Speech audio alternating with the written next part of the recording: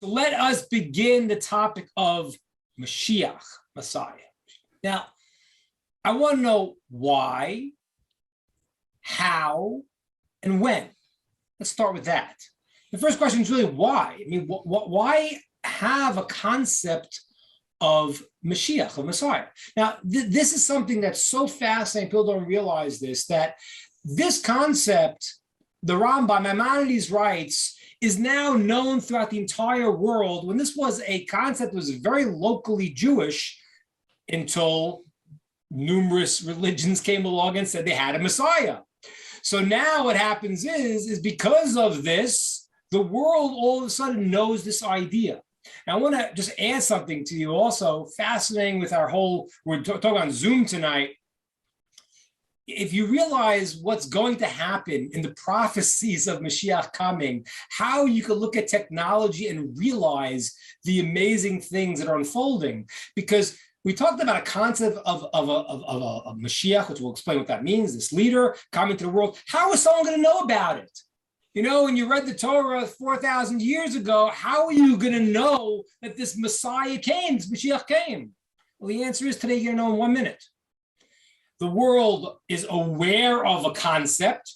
They have a lot of misconceptions about it. But as Maimonides writes, even false messiahs that have come in the past, they have perked people's interest to understand there's such a concept. So therefore, it paves the way when the Mashiach does come. We're going to know about it in 2 seconds. It'll be on the internet. Mashiach's here, and that will be known, and it's going to make the experience that we're going to go through. Now, I want to ask the question, though, to start out, why? Like, why do we need Mashiach? Why can't we just have the world, and you do what you do, and you get your reward for the good things you do? Why do you need to have this idea of Mashiach in the first place? To explain this, I got to go back to something very, very deep here, which touches on the purpose of life. There's many ways to talk about this. I want to explain to you the way the great sage Rav Moshe Chaim Luzzatto, the Ramchal, explains this. Very, very beautiful, deep in his book, the Das Tfunas, the Knowing Heart. It's translated in English. He says there like this: when we live in the world, you know, we all experience different things that seem to control our lives. You think it's the government, it's your boss, it's all the different things that seem to have some other power over the history of the world. These are all essentially illusions. What the mystics call the Sitra Achra, that people think there's another power in the world. There's not. That's what the Shema is. The Shema is there is one source of everything and one power alone. And anything else that does what it does is because that is what God is allowing it to happen for the various reasons that he is allowing and how he's directing the world. Now, if you through life go through everything and you never have a difficulty, it's very hard to appreciate the good. I used to, when I first left Israel, I went to Montreal, and I was teaching in a school, and I got there, and it was like I guess late August, and it was a warm sunny day, and the kids said, "Please, can we go outside and sit outside?"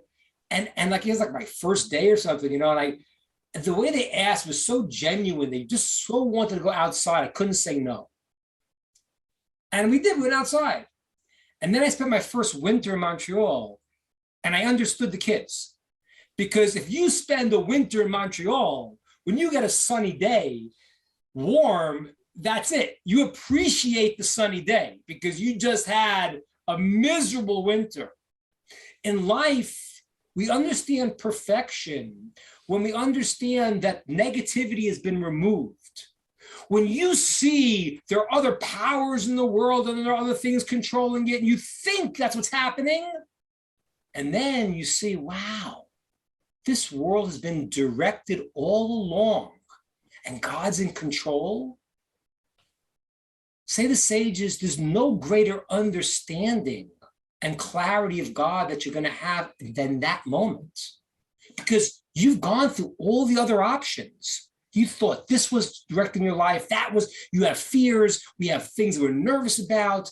We have all these things. And then when we realize the end of history, that this has all been directed by God to get to this point, we exclude all other possibilities and we come to the clear knowledge there's one God. That's how Rav Moshe Chaim Luzzatto explains history. History is other forces that we don't, we give control to, and we work on our lives trying to realize only one source. And then when the world plays out and history plays out, you realize that God directed every step of it. That's the process of Mashiach. Okay? The process of Mashiach is not the idea that, we're all doing our things and we're all messed up, and then some person comes along and he changes everything. That's not the idea here. The idea is the process of Mashiach is the process of humanity. Mashiach's process is the process of the world from the beginning, seeing through lies and through illusions to the end when humanity can see clearly and realize there is one God. That's the process. Okay? Mashiach is a person that is born in this world who is a very wise sage. He's, according to the Rambam, seems to be wiser than Shlomo, King Solomon. According to everyone, he's almost as great prophet as Moshe, but he's not. He will not be as great of a prophet as Moshe, because there can't be. Because one of the rules is the Torah can never change in any way, shape, or form. So Moshe's prophecy is the highest prophecy of a human being. Mashiach will be close to that.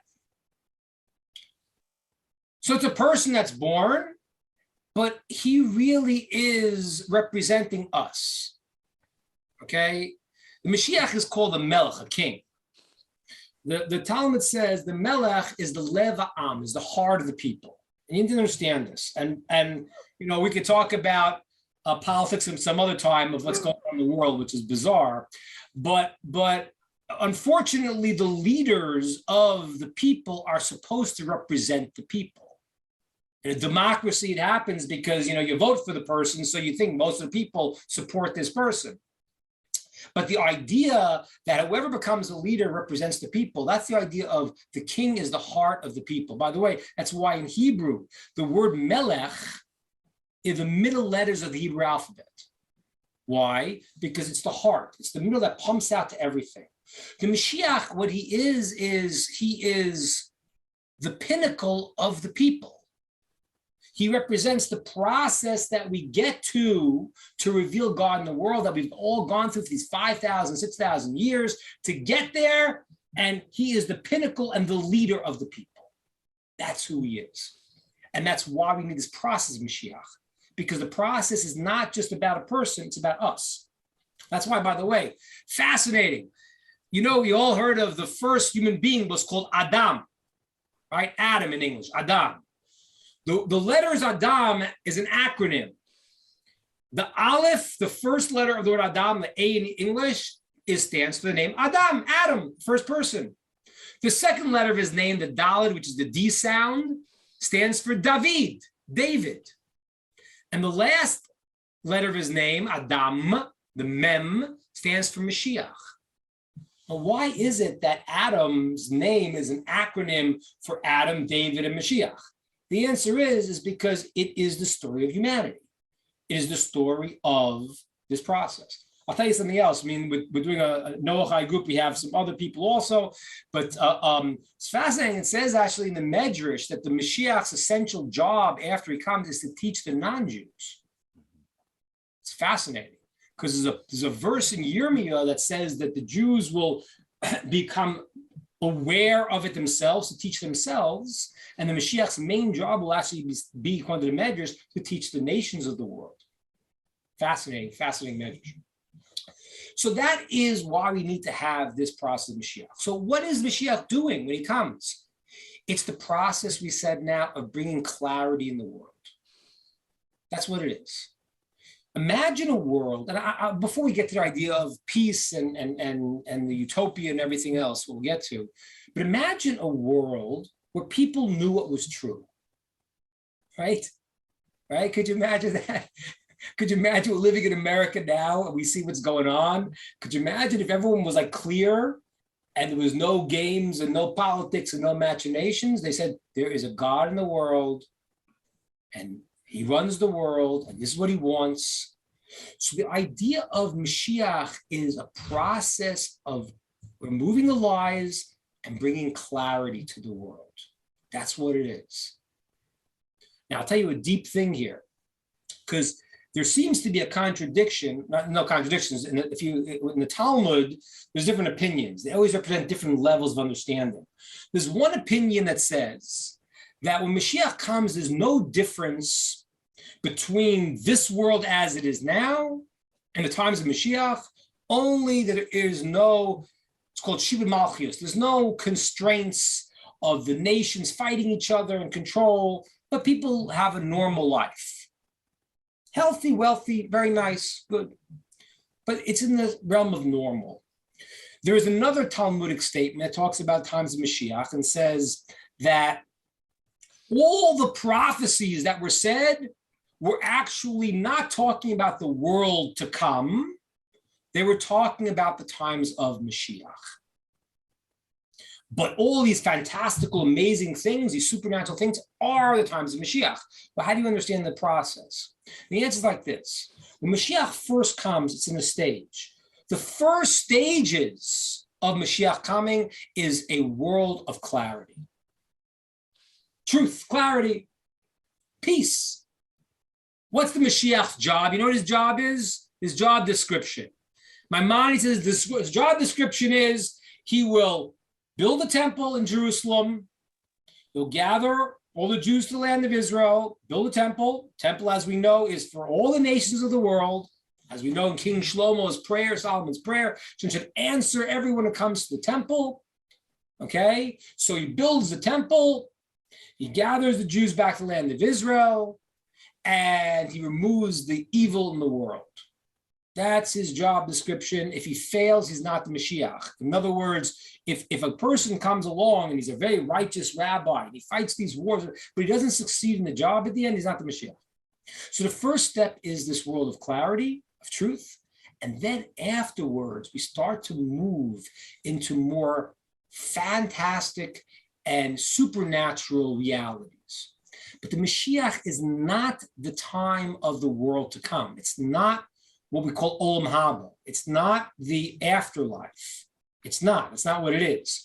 It is a stage along the way where the world is peaceful and there's harmony and people can learn Torah, develop spiritually, be connected to God, and as Maimonides writes, thereby attain more of the world to come because they have the settled mind and their lives are out of the world. They have a settled mind to be able to go and to do the right thing, thereby earning their eternal connection, which is called Olam Haba, which is the world to come.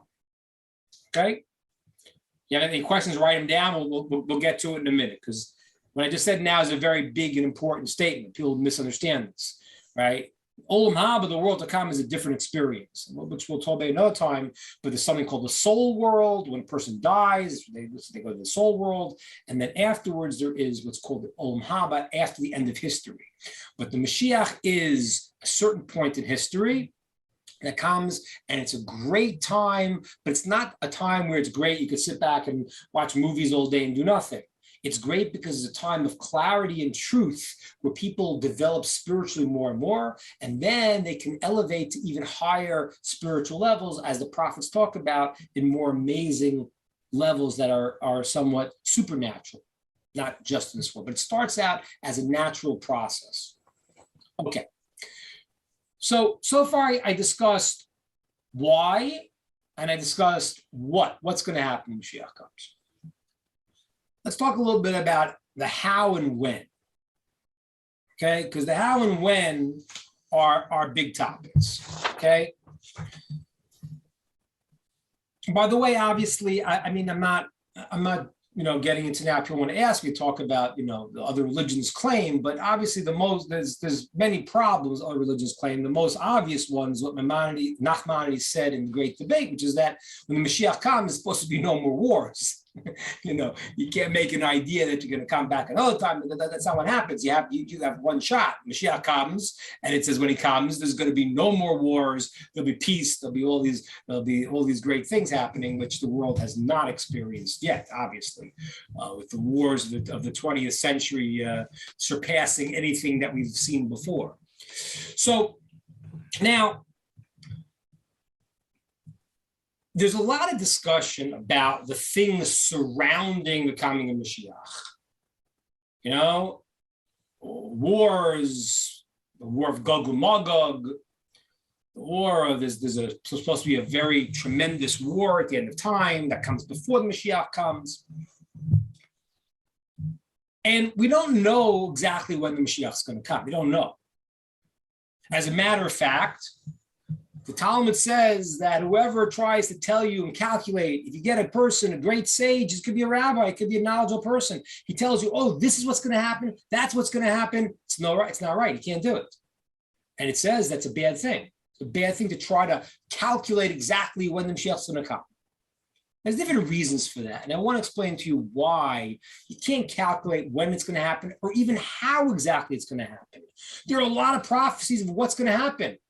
And then we could talk about it at some point, but it's amazing. It describes the 7 years before Mashiach comes. When there's going to be a war, when there's going to be a famine, all the things lines up. There's something that's called the Shemitah, the 7-year cycle. And the Talmud goes through what's going to happen every year, leading up to the Mashiach coming, and he comes at the end of the 7th year, the end of the Shemitah year.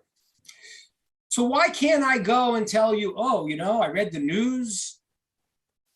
If you go in the Talmud, I could show you the Talmud where it says there's going to be a war with a nation called Iraq.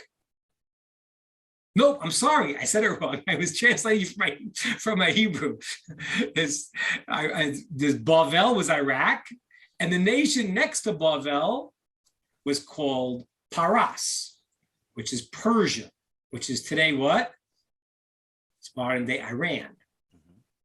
And the Talmud says, and this is why you have to be, try to do what you can to not believe the political stuff of that, Iran just wants a nuclear weapon, nuclear power because they're trying to light up their cities. Because the Talmud says that the wars that are initiated before Mashiach come is through Paras, which is Iran. I could show you a lot of things that will point to politics and history right now, and you'll say, "Whoa, this Mashiach looks like exactly what it's going to be." So how come I can't do that? I mean, I'm not allowed to do that. So I want to explain you a couple of reasons. The first one's like this: you have to understand that there's a verse in the prophets that talks about when the Mashiach is going to come, and it says in the prophets, "Bi'ito achishena." Now, the translation of those words means the Messiah will come bi'ito, in its set time. Achishena, I will make it come fast. Now, we could all hear that's a contradiction.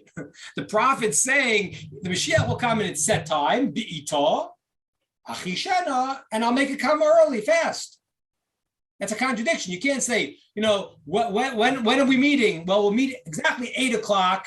But unless we're going to meet earlier. We're not meeting 8 o'clock. It doesn't make sense, a contradiction.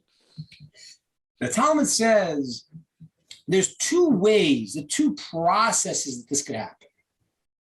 One process is people act righteously.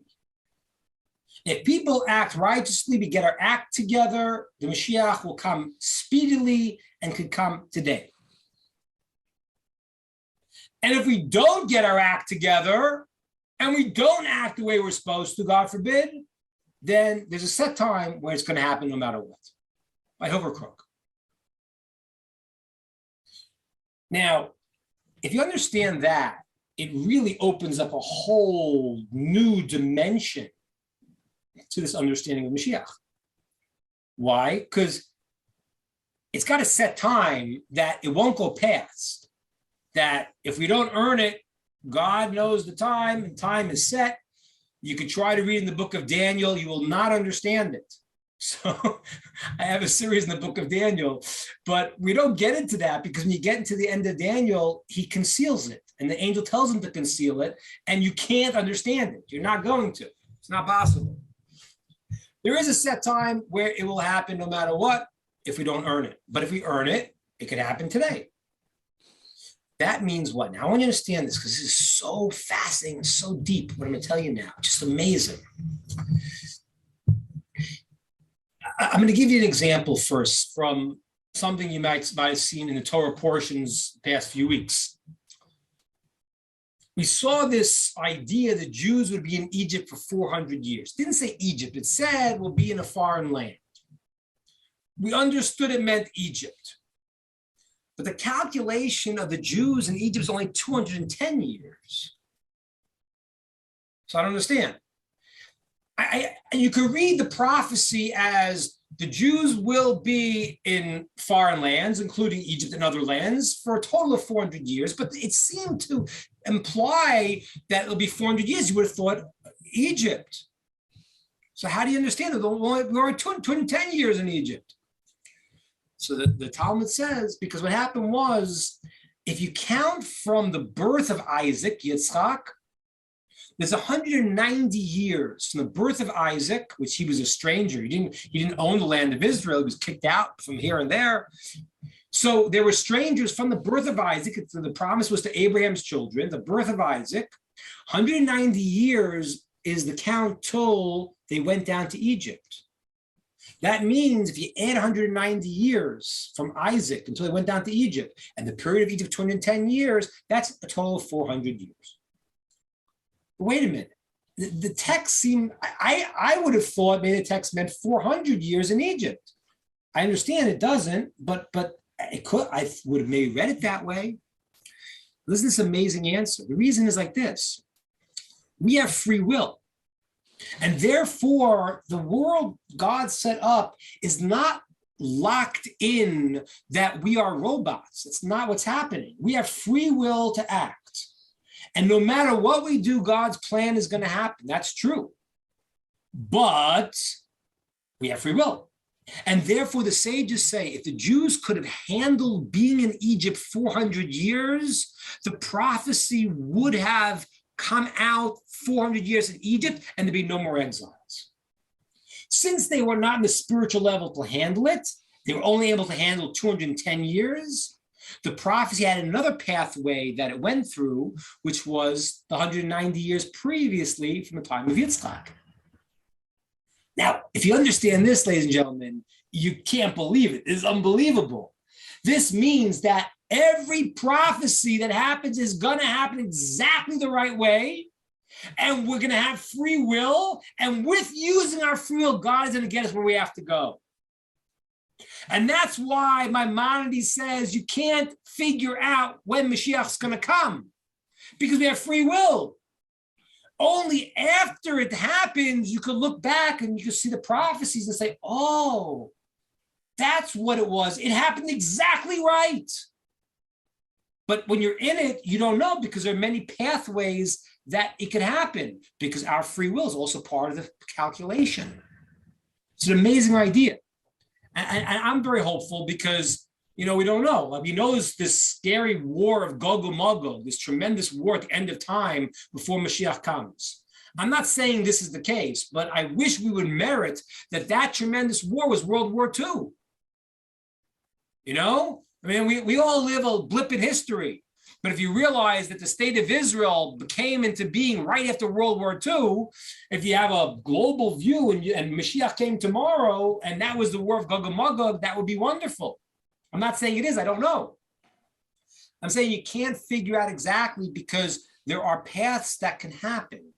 And therefore, since Mashiach come today, if we earn it, or is a set time, therefore, for people who go and say the Messiah is happening today, tomorrow, it's wrong because we're in a vibrant process that we could bring it about through our action. We have free will, but it's going to happen one way or another.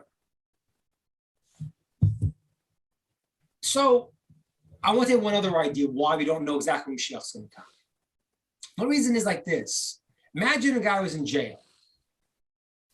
The worst way to be in jail is you don't know when you're getting out. Mm-hmm. If you know you're getting out in a year, it's bad, but you know. The suffering of exile that we're going through right now means that we don't know. If you knew Mashiach was coming this day, it would alleviate the process of exile and the yearnings that we need to have. We need to yearn for a time of Mashiach. We need to yearn, everybody here. We all need to yearn for a reality where there's truth in the world. And I'm speaking specifically to you all here because we all live in a world right now that is so crazy that if you're in this class, you are one of the few who has their mind and their brain about right when you see the world going completely crazy. So we have to yearn for a time where there's clarity and everyone gets their act together. Okay? Okay, good. Now let's go a little bit deeper into some of these concepts, some of the time frame. So there is a amazing teaching in the Talmud. It's like this. It says the time of the world is based on 6,000 years from the creation of Adam.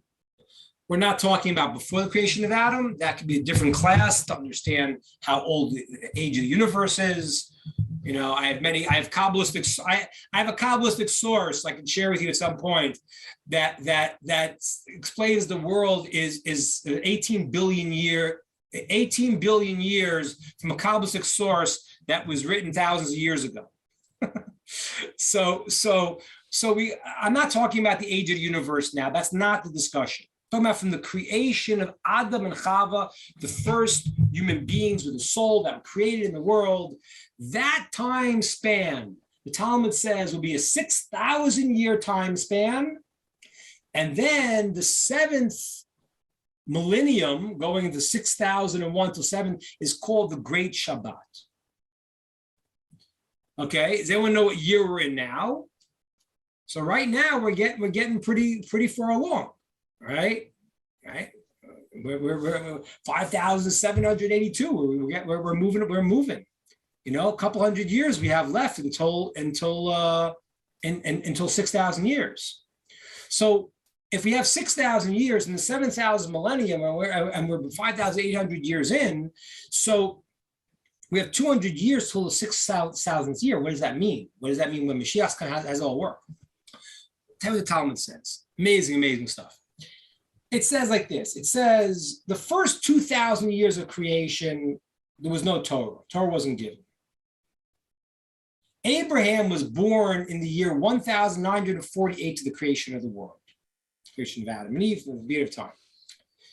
So he, at 52, different texts, how old he was when he fully had cognition of Hashem properly. That's the first 2,000 years. So 2,000 years now, until Abraham becomes Abraham, the world is void. 2,000 years of unclarity. The Torah has not been given. You can find God if you want, but the Torah has not been given, and there's not an Abraham. From 2,000 years to 4,000 years, it was the time of Torah. That's when we got the Torah. The Jews got the Torah, and that's when Abraham taught Torah. The temple was built. And then, since the last 2,000 years could either be a time of Messiah, Mashiach, if we earn it. And for whatever we don't do, it just loses that time. So the last 2,000 years in history was potentially all Mashiach, all could be an all-time Mashiach, but right now Talmud says we haven't earned it, but it could have happened any point in that time. So we live in a world of 6,000 years, and Mashiach therefore will come soon, because to go to 6,001 to enter the Great Shabbat, it's happening soon. Now, I can't tell you when it's going to happen. I already mentioned to you the Talmud talks about Iran. So if we understand the importance of not letting Iran get a nuclear bomb, both politically, but more importantly, also through our acting properly. So here's another one. But I'll tell you, the Talmud gives the ultimate sign. Remember, the Talmud's, is thousands of years old, right? Even though it's codified in the Babylonian was codified in year 489, but it's the Talmud is the passed down tradition going back to Moshe. The Talmud actually gives the sign, the ultimate sign when Mashiach's ready to come. You know what it is? You're going to be amazed here. But maybe you won't. You know why you won't be amazed? Because we live in a world already. I don't know, I'm not sure, everyone's age here, but if you were born after 1948, you already lived in a world of the state of Israel, right? But if you would have gone back 200 years ago, and you lived 200 years ago, and someone told you there'd be a land called Israel, you'd say that's not possible. I mean, it's unbelievable. The whole story that there were all the Arabs there, it's not true. If you would, you can read it. There's a book that goes called From Time Immemorial, which was the Arabs had hired this woman, Joan Peters, to write a book about their plight, and she researched it, and she came out that it wasn't true, because the people living in Israel before 48 were nomads who were wandering through, were poor Arabs who came in from different places, because Israel was desolate.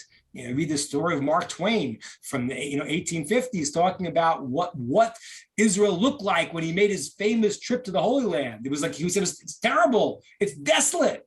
You read Mark Twain's thing there, his review. It's like, who could live like this?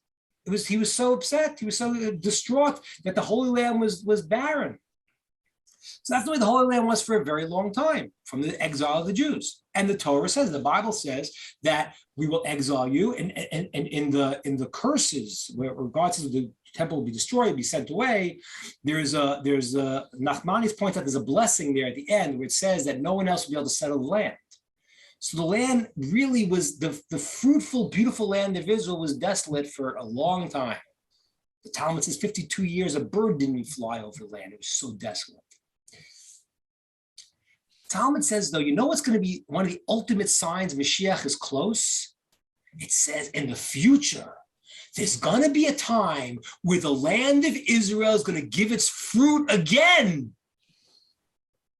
Now, guys, I don't know. I don't know if you ever had the fruit of Israel, but I got to tell you something.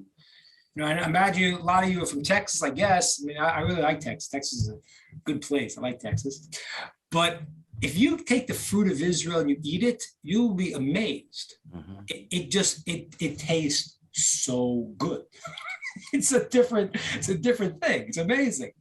So the Talmud said that's it. That's one of the signs Mashiach's coming. One day the land of Israel will be giving fruit. That's what's happening today. So many of the signs that it's happening are in full bloom. Okay, that it's happening. When exactly, where, how? No one, I don't know. On that point, I'll tell you an amazing other thing. I told you there are 6 days, 6,000 years, and the seventh millennium. What does that line up with you in your mind? It lines up with the 6 days of creation and the Sabbath, right? And that's exactly right. It lines up to every day became 1,000 years. And there are Kabbalistic sources that line up everything that's happened in history, lining up with that time. From the beginning of the world, from the year 0 to 1,000 is day 1. Okay? From 1,001 to 2, it's day 2. According to this calculation, there's an amazing book written hundreds of years ago by the Vilna Gaon, where he calculates when the Jews will come back to the land of Israel. Because it says that Adam and Eve were created on the 6th day, which will be the 5,000th millennium, because 6 days is 5,001 to 6,000, the 6th day. And he calculates, the Talmud says, when Adam and Eve Adam stood up on his legs, stood up. And it says the 5th hour of the day, he calculates the year, he writes, would be 1948. Pretty amazing. That's already written hundreds of years ago that says that this process is in motion. That is the process of the Mashiach that leads us into the 7th millennium, which is when the world really changes and we go into a higher spiritual process. But this idea of Mashiach has to be understood. And we have to go back to what we said in the beginning. I don't want anyone to think of it like it's being done to us. It's the idea of we bring the Mashiach being the human process of acting properly in the world, removing the lies from the world, and having a time of clarity, peace, and goodness that's just going to flourish more and more, leading us into more supernatural times, into the seventh millennium, the great Sabbath, times of the world to come. That is a process that we bring about by acting properly, by doing the right thing. And that's why we can bring the Mashiach literally today. There's an argument in the Talmud when Mashiach's going to come, like what month he'll come in. There's different months in the Jewish calendar. There's the month of Nisan, which is the miracle months. And there's a month of Tishrei, which is, Nisan, we came out of Egypt, and Tishrei is when there's the new year, Rosh Hashanah. But that's kind of judgment. So one opinion is it comes through judgment. And that if we earn it, yes, it can come through judgment. If we don't earn it, so then it comes in the month of Nisan, when it's the kindness of Hashem that brings it to us that we don't have. That's why if you look, I don't know, I'm sure there's some of you are well versed in the verses of the Tanakh, of the prophets. But there's one verse which says that the Mashiach is called a poor person riding on a donkey. Right? You probably heard that image. There are other places where it talks about Mashiach coming up from the clouds, like from the heavens, a supernatural thing. Of course, meaning he's human, but coming from some type of a positive, supernatural way. And the Talmud says it depends how he comes. The idea of being poor means we don't earn it. We didn't earn it. So God was kind to us, like took us out of Egypt, and he brings the Mashiach. We didn't earn it. The other way happens because we did the right thing.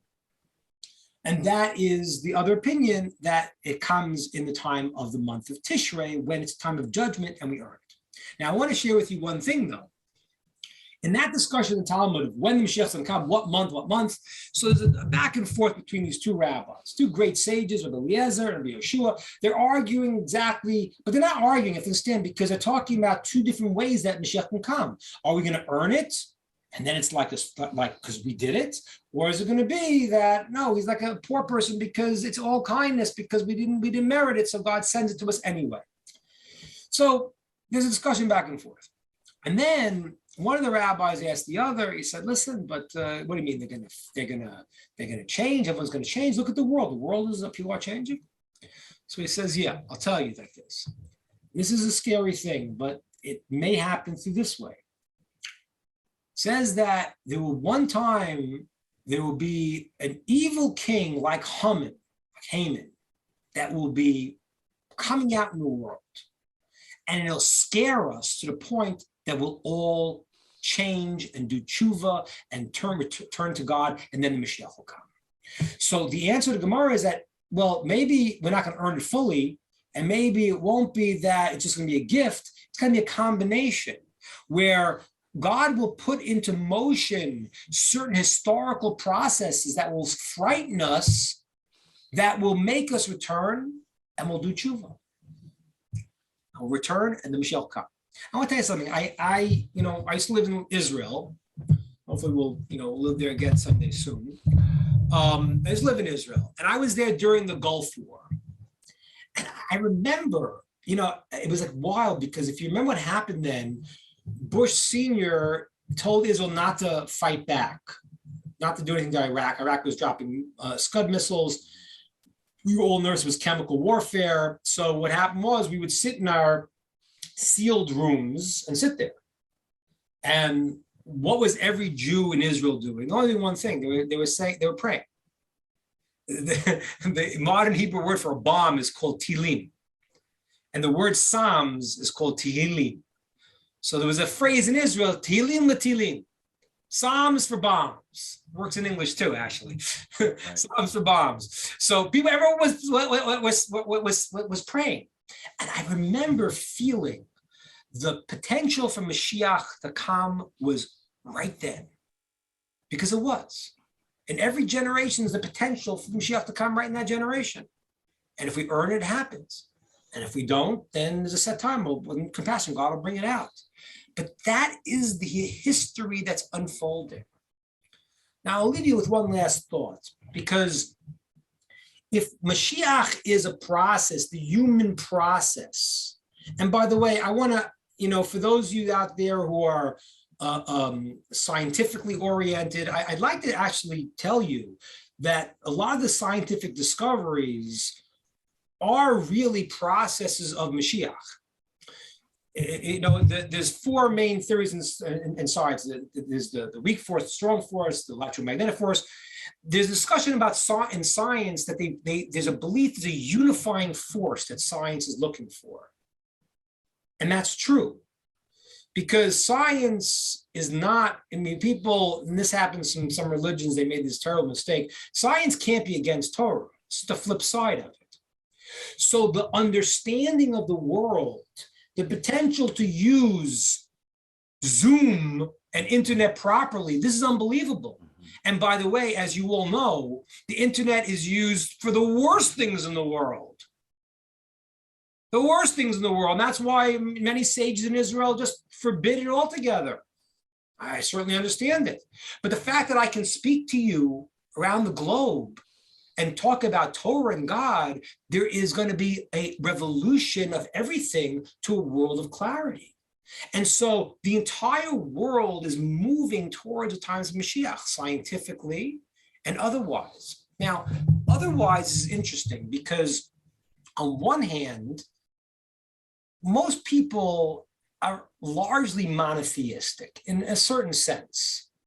A lot of people who believe in these things that are wrong, it's kind of like what they got from their family and this and that. But the idea of one God is people, who make other calculations, they try to explain why it's really one. You have to understand this, and I don't know if you all realize this, but when Abraham said there was one God, they thought he was nuts. Not just Abraham. In the time of the Romans looked at the Jews and they said, where's your God? Are you praying? Who are you praying to? I said, praying to God. They said, well, where is he? I said, you can't see him. I said, what kind of God is that? How many you got? There's one. The world was so bad and so confused that there has been a positive revolution that Abraham was successful. The idea of monotheism has spread through the world.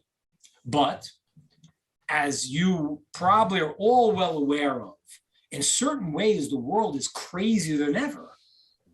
And you got to wonder, if Mashiach is bringing the redemption and clarity, why does the world look as bad as it does? The sages tell us, it's the very thing the way the world's built. The darkest hour is when? It's before the dawn. And so therefore what's happening is that the lies that people are still stuck in, they cling to them before the time of clarity. People, and that's what you see in our world today. People they don't know, men and women are men. There's a belief that there's nothing, there's no boundaries of anything. Where do these beliefs come from? Is a clinging to an idea of, no, I'm not going to go and subscribe to God creating the world and creating the parameters and what is right and what is wrong. I'm not going to subscribe to that. And people are clinging to that. That's the darkest hour before the dawn. But don't be confused and think we're not moving towards this point of clarity. We are. We are scientifically, we are to a certain degree morally, and the things that are stuck is because those are digging their heels in before they're revealed.